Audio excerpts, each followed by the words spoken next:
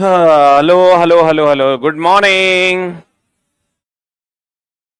शुरू करें। The name of the chapter is periodic table के क्वेश्चंस। आज हम लोग एनसीईआरटी के कंप्लीट करेंगे।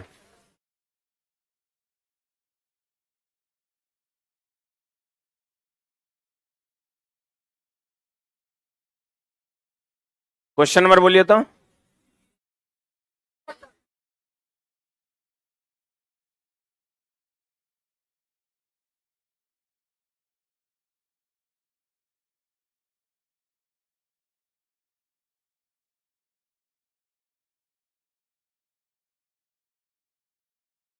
इकतीस से चलना है।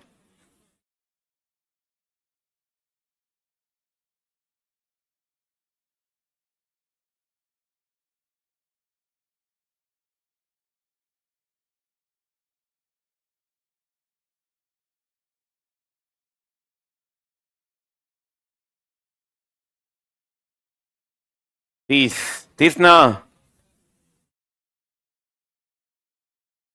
क्वेश्चन कर रहा है एक्स तथा वाई के मध्य अभिक्रिया कर यौगिक जेड बनाता है। बहुत बढ़िया बात है। एक्स प्लस वाई ये मिलकर क्या बना रहा है? जेड।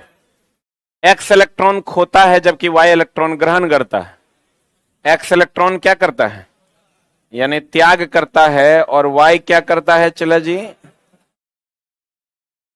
ग्रहण करता है।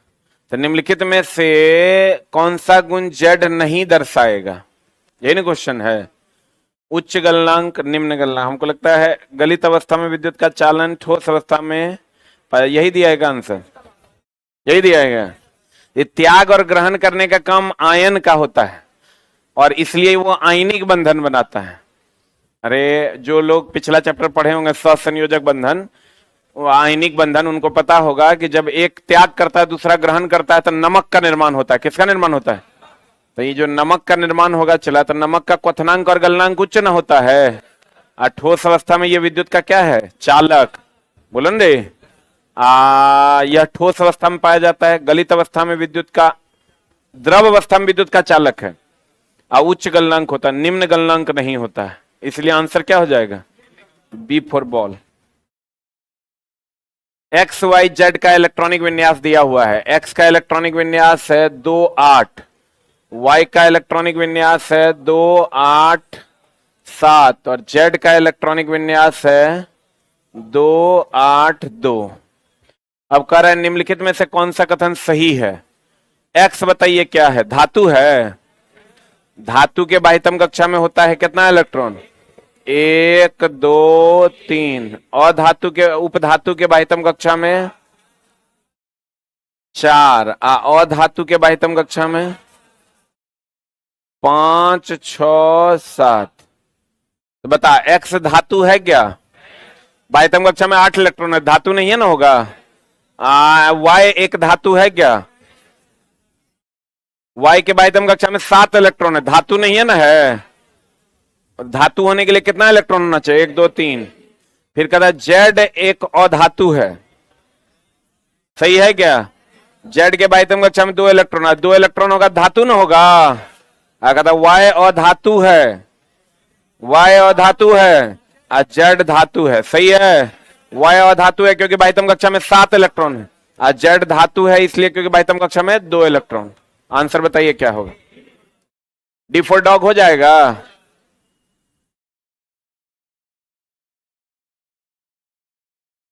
धातुएं सामान्यतः क्षारीय ऑक्साइड बनाती हैं। सही बात है। निम्नलिखित में से कौन सा धातु उभयधर्मी बनाता है? हम बोले थे उभयधर्मी 3 एगो है, एगो Al2O3, ZnO, PbO2। देखिए तो अल्युमिनियम, जिंक या सीसा में से कोई एक दिया हुआ है, क्या होगा आंसर? होगा। बढ़े। अगला क्वेश्चन आपके स्क्रीन पर ये रहा। सामान्यतः अधातु विद्युत का चालन करते हैं कि नहीं करते हैं? अरे छोटा, धातु विद्युत का चालन करता है, अधातु विद्युत का क्या होता है? कुचालक। लेकिन अपवाद है, धातु का अपवाद है सीसा, अधातु का अपवाद है ग्रेफाइट। बोलो आंसर बताओ क्या होगा? विद्युत का अच्छा चालक है कौन? ग्रेफाइट। ग्रेफाइट विद्युत का बहुत अच्छा चालक है, अपवाद है ये। धातु सुचालक की कुचालक? क्या धातु जो होता है चला, ये सुचालक है। क्या है ये? सुचालक है, लेकिन एक अपवाद क्या है?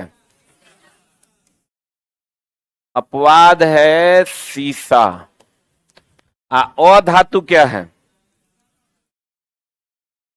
अधातु है कुचालक, एक अपवाद है ग्रेफाइट।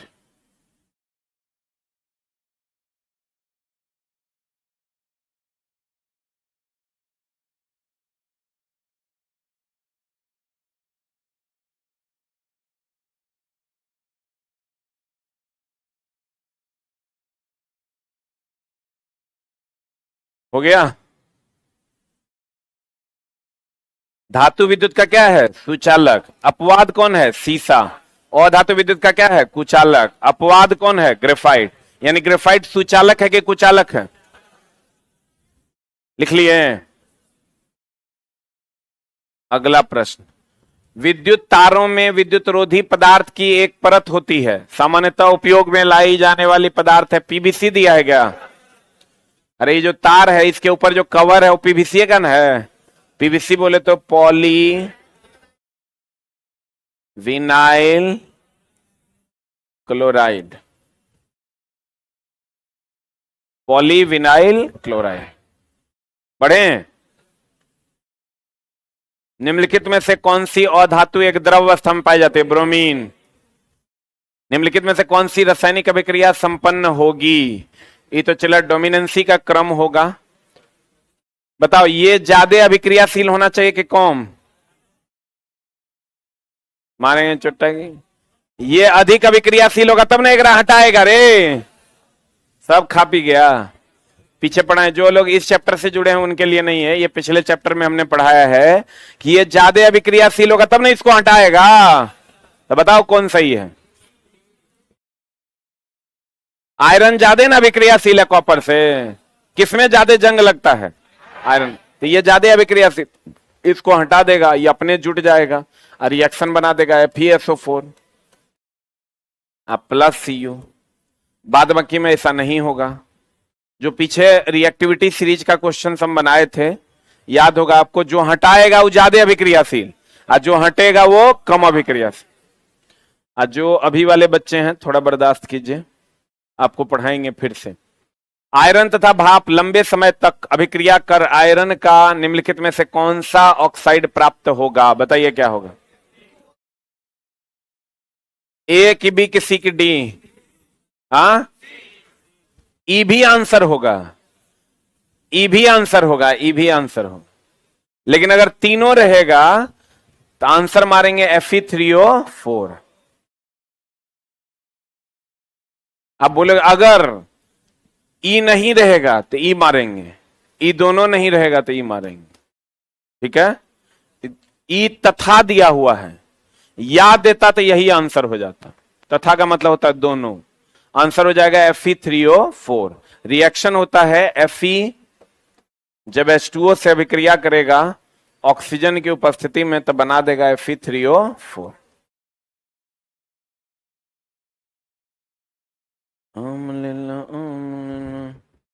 जंग जो लगता है खाली जल की उपस्थिति में कि ऑक्सीजन भी रहना चाहिए? हो गया?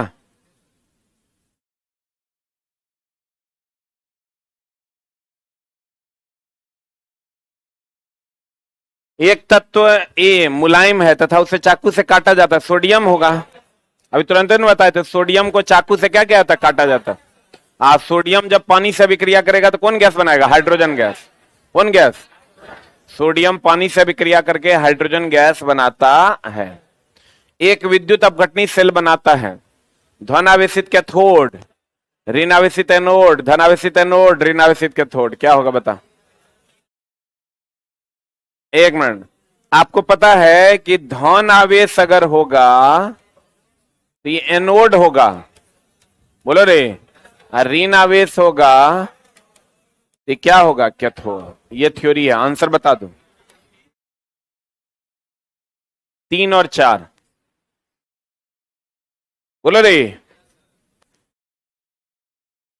पढ़े हैं? धन आवेशित क्या होता है? एनोड। ऋण आवेशित क्या होता है? कैथोड। क्या होता है जब कैल्शियम जल के साथ अभिक्रिया करता है? बहुत तीव्र अभिक्रिया होता है। बोलो न रे, लिख लो। कैल्शियम और सल्फ्यूरिक एसिड, कैल्शियम और सल्फ्यूरिक एसिड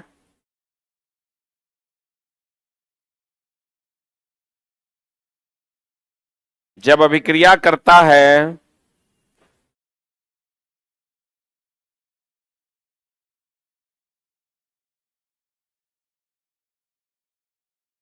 तो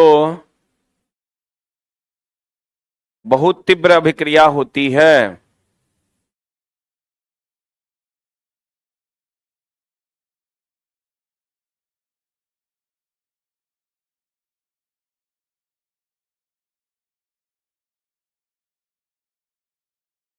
क्या होती है? चला, बहुत तीव्र अभिक्रिया होती है। लिखा? बोलो न रे। अब क्वेश्चन कह रहा है, बताइए आंसर क्या होगा। बहुत तीव्र अभिक्रिया का होता है, तीव्र मतलब बहुत तीव्र अभिक्रिया होती है। हाँ बताओ, जल से क्रिया नहीं करता है? करता है कि नहीं करता है? कैल्शियम जल से अभिक्रिया करता है, सल्फ्यूरिक एसिड भी जल से अभिक्रिया करता है। ये गलत है, यह जल से प्रचंड क्रिया करता है। सही है कि गलत है? ये सही है ना? यह जल से कम प्रचंड अभिक्रिया करता है। क्या है ये? गलत है। बने हुए हाइड्रोजन गैस के बुलबुले कैल्शियम की सतह पर चिपकते हैं। सही है, आंसर हो जाएगा। रुको रुको रुको, एक मिनट, एक मिनट। यहां यही तो मामला है कर चला। कम प्रचंड क्रिया, अब प्रचंड क्रिया में डिफरेंस है, तीव्र और प्रचंड में अंतर है। तीव्र का मतलब होता है तेज, अब प्रचंड का मतलब होता है अनएक्सपेक्टेडली तेज, मतलब जो बहुत ज्यादा तेज हो जिसका हम एक्सपेक्टेशन नहीं कर सकते। तो ये हम जो तुमको लिखाए हैं, ये कम प्रचंड का मतलब ही तीव्र होता है। आंसर सही है, ये गलत है और ये सही है। प्रचंड का मतलब बहुत ज्यादा हो जाता है, उतना ज्यादा नहीं होता है। ये सही है, चला लिख लो। प्रचंड का अर्थ बहुत अधिक होता है। प्रचंड का अर्थ बहुत अधिक होता है। हेलो,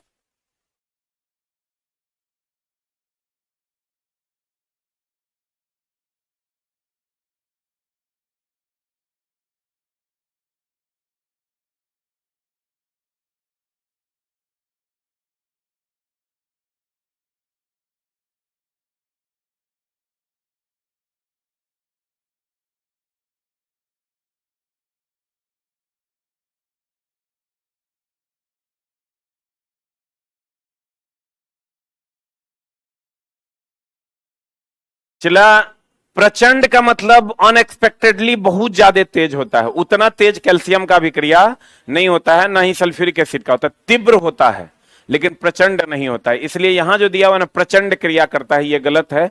कम प्रचंड क्रिया अर्थात तीव्र अभिक्रिया करता है। ये सही है, ये सही है और ये सही है। 3 और कितना? 4। सल्फ्यूरिक एसिड भी जल से अभिक्रिया करता है, तो प्रचंड नहीं करता है। यहां सिर्फ आपको एनसीईआरटी ये शब्द की मर्यादा को समझाना चाहता है। प्रचंड का मतलब एक्सप्लोसिव होता है। एक्सप्लोसिव मतलब चला परमाणु बम का फटना, वो प्रचंड है। लेकिन क्या कैल्शियम जल से अभिक्रिया करता है? वो प्रचंड है। तो इसलिए आंसर क्या हो जाएगा? 3 और 4 अर्थात डी। धातुएं सामान्यतः अम्ल से क्रिया करके लवण और हाइड्रोजन गैस बनाती है। बहुत अच्छा बात है। धातु जो है अम्ल से अभिक्रिया करता है तो क्या बनाता है? लवण प्लस हाइड्रोजन गैस। और अगर क्षार अगर अम्ल से अभिक्रिया करता है, क्षार अगर अम्ल से अभिक्रिया करता है तो ये बना देता है लवण प्लस जल। धातुएं सामान्यतः अम्ल से क्रिया करके लवण तथा हाइड्रोजन गैस देती है। निम्नलिखित में से कौन सा अम्ल धातु के से अभिक्रिया कर हाइड्रोजन गैस नहीं देता है? कौन होगा बताइए?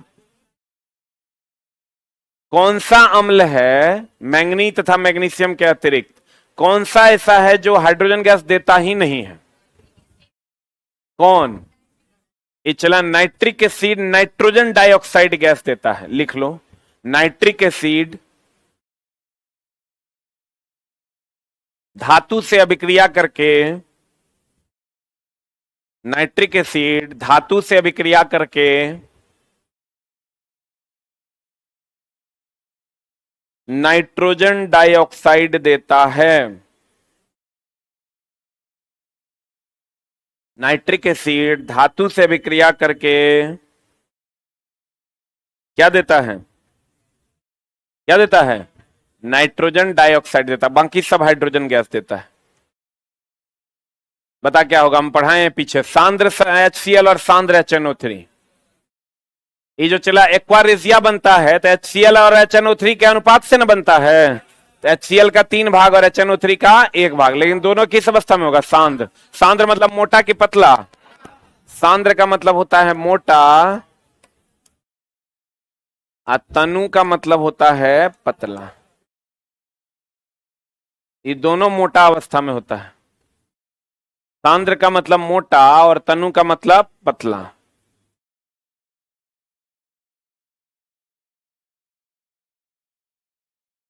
एक्वारेजिया में गोल्ड और प्लेटिनम क्या हो जाता है? घुल जाता है। एक्वारेजिया एक ऐसा सॉल्यूशन है जिसमें गोल्ड और प्लेटिनम घुल जाता है।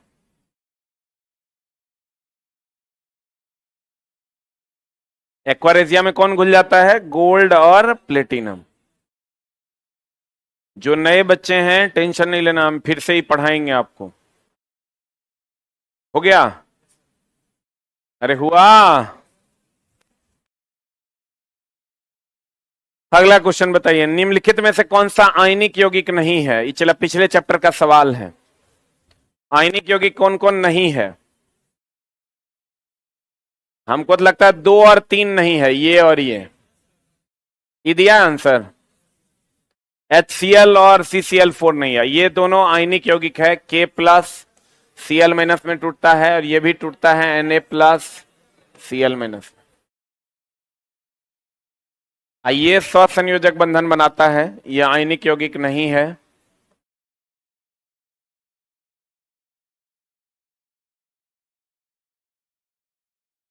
जो आयन में टूटता है उसे आयनिक यौगिक कहते हैं। जो आयन में टूटता है उसे क्या कहते हैं? आयनिक यौगिक। ये पिछले चैप्टर का सवाल है। बढ़े? अरे बढ़े। निम्नलिखित में से कौन सा गुणधर्म समानता आयनिक यौगिकों के द्वारा प्रदर्शित नहीं किया जाता है? जल में विलेयता, ठोस अवस्था में विद्युत के चालक, यही होगा आंसर। अरे आयनिक यौगिक हो गया नमक। नमक ठोस अवस्था में विद्युत का चालन करता है क्या? आंसर यही दिया है। निम्नलिखित में से कौन सा धातु प्रकृति में प्रकृत अवस्था में पाया जाता है? कौन? सोना और चांदी।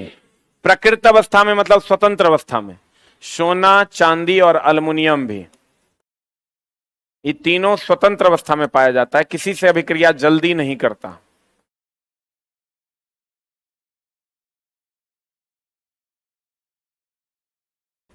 सोना, चांदी और अल्युमिनियम स्वतंत्र अवस्था में पाया जाता है। आंसर क्या होगा? 2 और 4। अगला क्वेश्चन, 3 चिन्हित परख नलियां हैं A, B, C, क्रमशः HCl, सांद्र HCl, सांद्र HNO3, सांद्र HCl तथा सांद्र HCl एवं सांद्र HNO3 का 3:1 भाग में मिश्रण प्रत्येक के 2 ml लिए गए। प्रत्येक परख नली में धातु का एक छोटा टुकड़ा डाला गया। परख नली A और B में कोई परिवर्तन नहीं हुआ, परंतु C धातु गल गई। तो धातु कौन सी हो सकती है? कौन हो सकती है? क्वेश्चन कर रहा है 3 चिन्हित परख नलियां A, B, C, क्रमशः सांद्र HCl, सांद्र HNO3 का कितना अनुपात? कितना? 3:1 में मिश्रण प्रत्येक में 2 ml लिया गया। प्रत्येक परख नली में धातु का एक छोटा टुकड़ा डाला गया। परख नली A और B में कोई परिवर्तन नहीं हुआ, परंतु सी में धातु गल गई। धातु कौन सी हो सकती है? कौन हो सकती है? काहे सोना? प्लेटिनम काहे नहीं? प्लेटिनम भी तो हो सकता है। अल्युमिनियम कॉपर तो नहीं होगा। गोल्ड और प्लेटिनम घुलता है, लेकिन सबसे अधिक घुलता कौन है? गोल्ड। इसीलिए आंसर इसका गोल्ड होगा। इसका सेकंड आंसर क्या होगा? प्लेटिनम। प्लेटिनम गोल्ड की तुलना में चला हार्ड होता है। सबसे कठोर धातु कौन है? प्लेटिनम ना, इसीलिए ये आंसर नहीं होगा। मैग्नीशियम धातु के लिए निम्नलिखित में से कौन सा कथन गलत है? बताइए कौन गलत है? ए की बी की सी की डी? कहता है यह ऑक्सीजन में चमकीला श्वेत ज्वाला के साथ जलता है। यह ठंडे जल से अभिक्रिया पर मैग्नीशियम ऑक्साइड बनाता है और हाइड्रोजन गैस निकालता है। ये सही है कि गलत है? Mg जो है वो H2O से अभिक्रिया करता है ना चला, तो ये MgOH2 अब प्लस हाइड्रोजन गैस बनाता है। मैग्नीशियम हाइड्रोक्साइड बनाता है, मैग्नीशियम ऑक्साइड नहीं बनाता है। Mg जब H2O से विक्रिया करता है तो magnesium hydroxide plus hydrogen gas देता है। आई दे दिया है कि मैग्नीशियम ऑक्साइड MgO बनाता है, जो कि गलत है।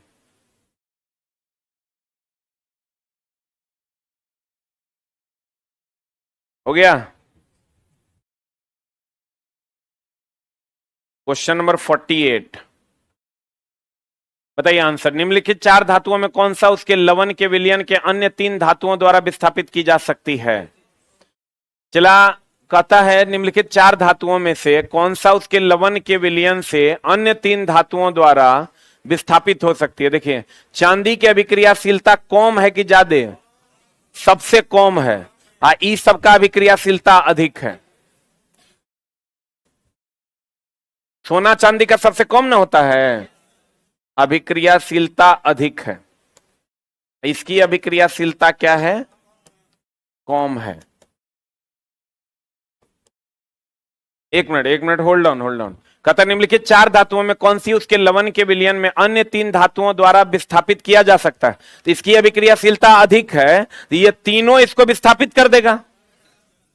बोलो ने, क्योंकि इसकी अभिक्रियाशीलता क्या है? कम है। आंसर क्या हो जाएगा? बी।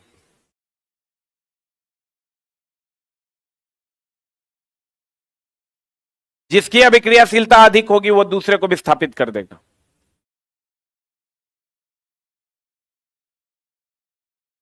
बढ़े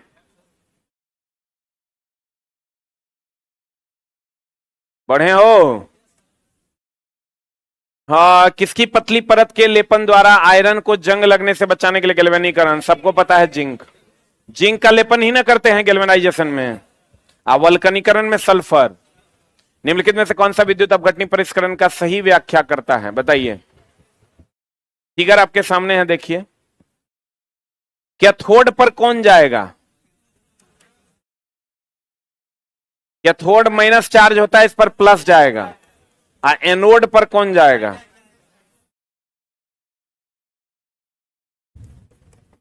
एनोड पर माइनस चार्ज होता है, प्लस चार्ज होता है, इस पर कौन जाएगा? माइनस। देखिए कौन सा सही है। सी नंबर में देखिए, कॉपर किधर गया? यहां। अब यहां तो हमको दिख नहीं रहा है क्या है, आप लोग देखें किताब में दिख रहा है क्या?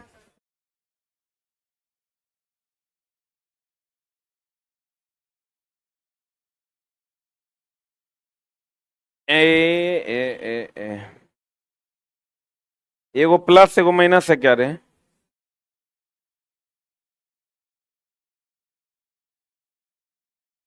एरो का ही डिफरेंस होगा।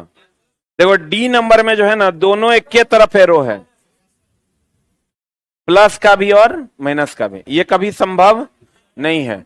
इसमें एक मिनट रुको, इसमें इधर जो है ये माइनस है, कैथोड है रे, ई प्लस है और ई माइनस है।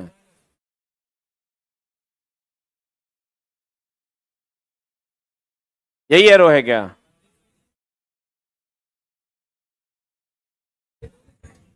चलो फिगर थोड़ा सा गड़बड़ है, एक बार एनसीईआरटी ओरिजिनल पेज से देखना पड़े, निकाल के तब तुमको हम दिखा देंगे। कल नया फिगर हम ला के दिखा देंगे। जरा सा मिस होगा समझाने में दिक्कत हो जाए। मामला वही है कि जो कैथोड होगा उस पर कौन जाएगा, प्लस, जो एनोड होगा उस पर कौन जाएगा, माइनस। थ्योरी यही है, उसी में जो फिगर ओरिजिनल होगा उससे पता चल जाएगा। निम्नलिखित में से किस अभिक्रिया द्वारा उच्च प्रतिक्रिया वाली धातुओं का निष्कासन किया जाता है? इलेक्ट्रोलाइसिस। इसमें चला उच्च प्रतिक्रिया वाला, जैसे कॉपर, अल्युमिनियम, सोना, इस सब का निष्कासन किया जाता है। कैल्सिनेशन और रोस्टिंग के बारे में अगर कहेगा, ऑक्सीजन की अपर्याप्त मात्रा में अयस्क को जलाना, अपर्याप्त मात्रा में अयस्क को जलाना।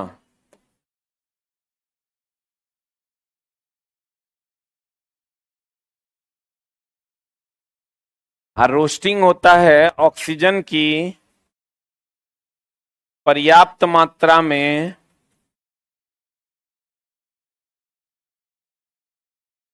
अयस्क को जलाना। रुक रुक रुक रुक न रे, एक बात बताओ, चला कभी रोस्टेड चिकन खाए हो? टंगड़ी कबाब? अरे टंगड़ी कबाब नहीं खाए हो, उसको रोस्टेड चिकन कहते हैं। तो रोस्टेड चिकन होता है वो ऑक्सीजन की पर्याप्त उपस्थिति में जलाया जाता है, मतलब जहां आग जो है में धुआं ना हो, जहां आग में क्या ना हो, धुआं ना हो, तो ऑक्सीजन की पर्याप्त मात्रा में अयस्क को अगर जलाते हैं तो इसको हम रोस्टिंग कहते हैं। इसका उल्टा होता है कैल्सिनेशन, जहां ऑक्सीजन की अपर्याप्त मात्रा में अयस्क को जलाया जाता है। तो रोस्टेड चिकन हम लोग खाते हैं तो उसमें धुआं होता है, धुआं में जलाया जाता है कि बिना धुआं में? इसका मतलब वो कैसा है, रोस्टिंग। तो रोस्टिंग मतलब पर्याप्त ऑक्सीजन।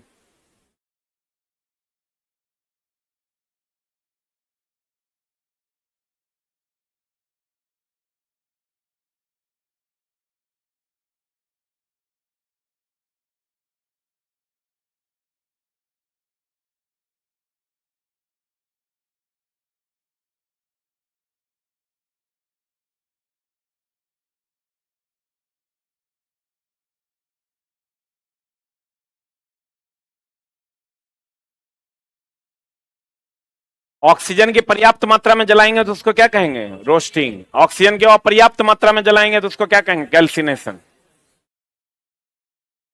हो गया?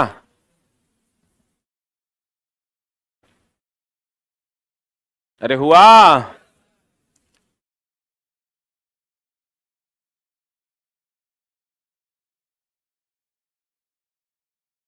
बढ़े? उस धातु का नाम बताएं जिसे आसानी से चाकू से काटा जा सकता है। अब चला, इसके बाद क्वेश्चन में कोई दम नहीं है, जो इजी इजी क्वेश्चन है वो सब मिलेगा तुमको। ए बी सी डोबेरिनर ने ट्राइड के रूप में व्यवस्थित किया। यदि ए का परमाणु द्रव्यमान इतना है, सी का इतना है, तो बी का कितना होगा? तो ए बी सी, ए का दे दिया है कितना, 7, बी का, सी का दे दिया 39, तो बी का कितना होगा? तो बी का द्रव्यमान बराबर होता है 39 प्लस 7/2 न रे, औसत न निकाल देना है, कितना होगा? 23। डोबेरिनर क्या कहता था, दूसरे तत्व का द्रव्यमान जो होगा वो पहले और तीसरे का क्या होगा, औसत हो, यही ना बोलता था।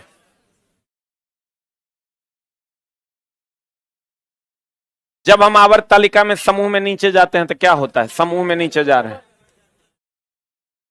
सेलों की संख्या बढ़ जाती है, कक्षा बढ़ेगा ना, जितना नीचे जाइएगा उतना कक्षा बढ़ेगा। प्रारंभिक भारतीय दार्शनिक के अनुसार प्रत्येक वस्तु पंच तत्वों से बना हुआ है। ये नहीं सुना है, हमारा शरीर पंच तत्वों से मिलकर बना हुआ है, सुने हो?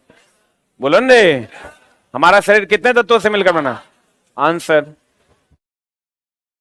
निम्नलिखित में से कौन सा एक एम्फोटेरिक ऑक्साइड है? Aluminium oxide. निम्न में से कौन सा एक बॉर्डरलाइन तत्व नहीं है? बिस्मथ। निम्नलिखित ट्राइड में कौन सा एक डोबेरिनर ट्राइड का प्रतिनिधित्व करता है? पहला प्रतिनिधित्व यही ना करता है, लिथियम सोडियम पोटेशियम। निम्नलिखित में से प्रश्न को पढ़ें और तय करें कि दिए गए तर्क में कौन सा तर्क सही है। हाइड्रोजन एक सिलेंडर में है, हाइड्रोजन तरल स्थिति में रहेगा कि गैस अवस्था में? हाँ, हाइड्रोजन और ऑक्सीजन को आप जल्दी गैस द्रव अवस्था में नहीं बदल सकते हैं क्योंकि ये आदर्श गैस है। पीछे जो लोग पढ़े होंगे उनको पता होगा। आंसर बता क्या होगा, आंसर बताओ ना क्या होगा? एक या दो? भाग छोटा, केवल एक सही है, सॉरी केवल दो सही है, एक या दो सही है। आंसर ठीक कर लो, केवल दो सही है। निम्नलिखित में से कौन सा धातु और अधातु दोनों के रूप में यानी उपधातु कार्य नहीं करता है, यानी उपधातु के रूप में कार्य नहीं करता? बता क्या होगा? बोरे छोटा, बोरोन तो उपधातु है, ये है boron, silicon, arsenic, germanium, antimony, tellurium और पोलिनियम, ये सब उपधातु है। ये बिस्मत होगा आंसर। आंसर नहीं दिया क्या? सी ठीक कर लो। नबका किताब में क्या दिया है? कौन सा धातु और धातु दोनों के रूप में कार्य नहीं करता है? अच्छा रुक, धातु और धातु दोनों के रूप में कार्य नहीं करता। अच्छा, धातु और धातु दोनों के रूप में कार्य करेगा तो उपधातु होगा, और कार्य नहीं करेगा, ठीक तो है, बिस्मत होगा आंसर। ठीक है, यानी इसका मतलब यह हुआ कि उपधातु नहीं है, और जो धातु और धातु दोनों के रूप में कार्य करेगा वो क्या है? जो मर्द औरत दोनों के रूप में काम करेगा वो क्या है? हिजड़ा है। बोलो रे, अकारा जो मर्द औरत के रूप में कार्य नहीं करेगा, इसका मतलब या तो मर्द होगा या तो औरत होगा, या तो धातु होगा या तो अधातु होगा, उपधातु नहीं होगा। निम्नलिखित में से कौन सा डोबेरेंडर त्रिक का तीसरा सदस्य है जिसमें लिथियम और सोडियम है? तो पोटेशियम है। पोटेशियम है। अरे चुट्टा, तीसरा से लिथियम, सोडियम, पोटेशियम नहीं है। कॉपर सल्फेट का जलीय विलयन। कॉपर सल्फेट चला अम्लीय की क्षारीय? ये अम्लीय होता है। अम्लीय होगा तो ABr होता है, ABr होगा तो अम्ल जो है नीले लिटमस को क्या कर देगा? लाल कर देगा। आंसर बता। ये एसिड बेस सॉल्ट चैप्टर का सवाल है। बढ़े। आधुनिक आवर्त में तत्वों को किस आधार पर व्यवस्थित किया गया है?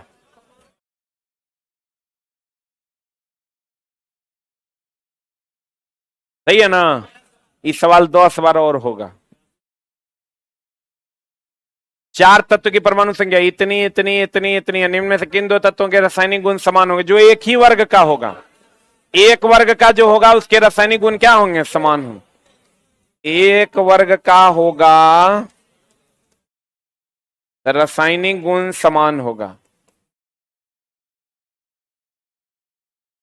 रासायनिक गुण क्या होगा? समान। बताइए आंसर क्या होगा?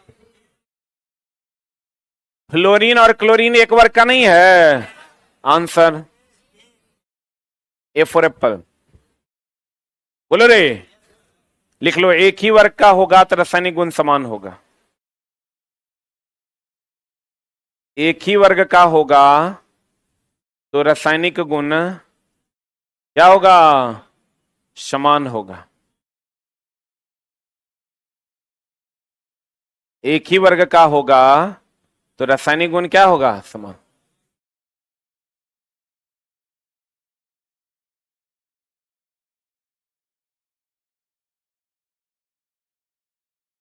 क्या होगा चला? रासायनिक गुण क्या होगा? समान होगा। और अलग अलग वर्ग का होगा तब रासायनिक गुण समान नहीं होगा। जैसे हमको ये बताइए, अक्रिय गैस जो है सबके रासायनिक गुण समान के अलग अलग? हाँ, समान ना? पक्का ना? जितना भी हेलोजन है सबका रासायनिक गुण क्या? समान। हेलोजन में सबसे अधिक अभिक्रियाशील फ्लोरीन होता है और सबसे कम होता है आयोडीन। लिख लो, हेलोजन में सबसे अधिक अभिक्रियाशील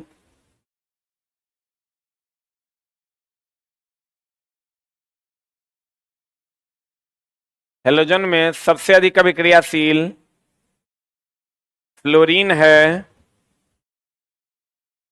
फ्लोरीन है, तथा सबसे कम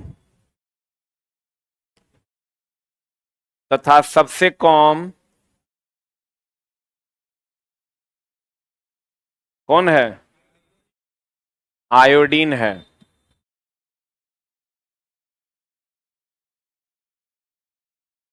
चला, डोबेरिनर का 3 गो ट्राइड था, पीछे है डोबेरिनर के त्रिक, कै गो त्रिक था आपके सामने है, इसको लिख लीजिए, पीछे लिखा हुआ है। न, न, न, न, न, न, न। आज जो नए बच्चे हैं, अगले क्लास से समझ में आएगा, नया चैप्टर स्टार्ट कर रहे हैं, उसका पुराना किसी भी चैप्टर से कोई लेना देना नहीं है।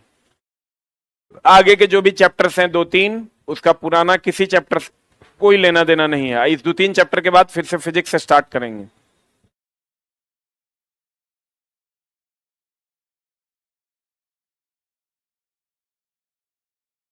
थोड़ा सा ही चैप्टर आपको बाउंसर मार रहा होगा, क्योंकि इलेक्ट्रॉनिक कॉन्फ़िगरेशन आपका अच्छे से पढ़ा हुआ नहीं है। हो गया? अरे हुआ। अब एक आंसर बताओ। डोबेरिनर त्रिक का पहला और तीसरा सदस्य फास्फोरस और एंटीमनी है, तो इस त्रिक का दूसरा सदस्य कौन होगा? कौन होगा? आर्सेनिक होगा। तो ये दोनों को जोड़ के दो से भाग दे दो तो उतना आ जाएगा। बट ये चला अपवादित क्वेश्चन है, इतना याद नहीं करना है। निम्नलिखित नियम किसके प्रदान किया था? तत्वों का गुणधर्म उनके परमाणु द्रव्यमान का आवधिक गुणधर्म है। कौन दिया था? मेंडलीफ ना, बोलो ने। न्यूलैंड ने क्या दिया था? अष्टक नियम। मोस्ले ने परमाणु संख्या के आधार पर। डोबेरिनर ने क्या दिया था? त्रिक नियम। ई परमाणु संख्या, ई अष्टक नियम। वैसे चला, सब परमाणु द्रव्यमान के आधार पर ये लोग सजाया था।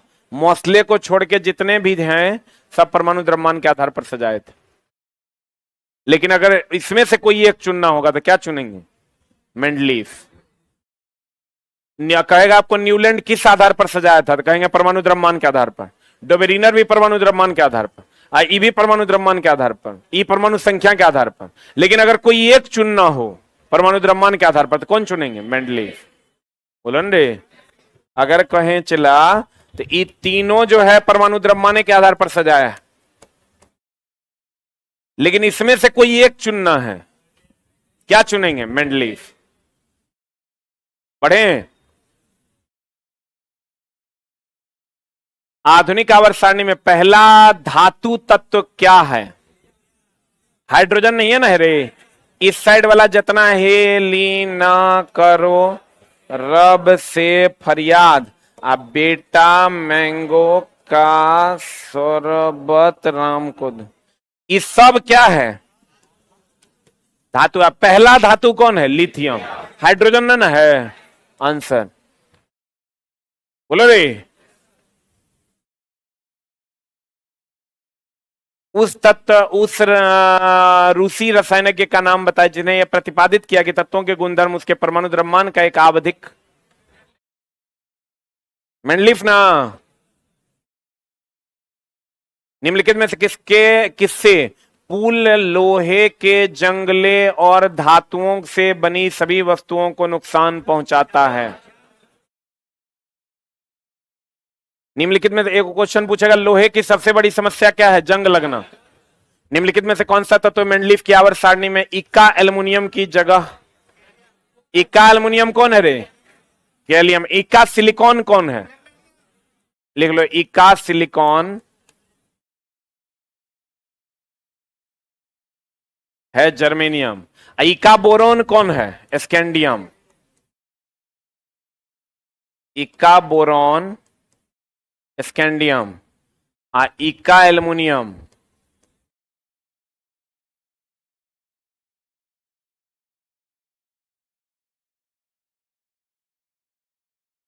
तीने को इक्का है मेन। इक्का एल्युमिनियम, गैलियम, इक्का सिलिकॉन जर्मेनियम, इक्का बोरॉन स्कैंडियम। और 3-4 को इक्का है, लेकिन है तो यही 3 को। क्यों? क्योंकि स्कैंडियम, गैलियम और जर्मेनियम को आवर्त सारणी में बाद में मेंडलीफ ने जोड़ा था। बाद में किसको मेंडलीफ ने जोड़ा था? स्कैंडियम, गैलियम और जर्मेनियम। खाली स्थान कौन छोड़ा था पहली बार? मेंडलीफ ने। बोलो रे। बढ़े।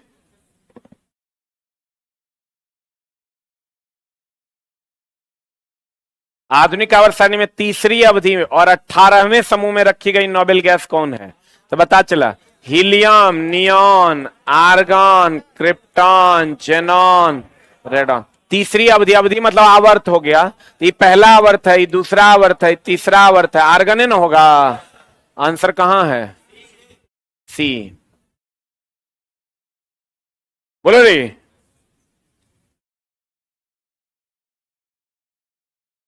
तीसरा आवर्त में कौन है? आर्गन।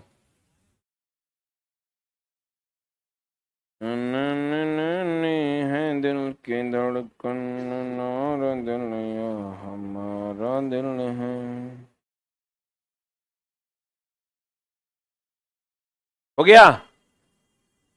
अरे हुआ। अब बता, हमारी जरूरतों के अनुसार धातु अलग अलग आकार दिए जा सकते हैं, क्योंकि उसमें निम्न में से कौन सा गुण होता है? दोनों ना। अधात्वर्णीयता के कारण पीट कर चादर, अतन्यता के कारण खींच के तार। एल्युमिनियम ऑक्साइड उभयधर्मी ना। निम्नलिखित में से कौन सी धातु कमरे के तापमान पर तरल रूप में पाई जाती है? नहीं बनेगा, बना लेगा। अब सारा सवाल तुम लोग बनाओ, हम लोग कल नया चैप्टर स्टार्ट करेंगे, fuel. Thank you very much.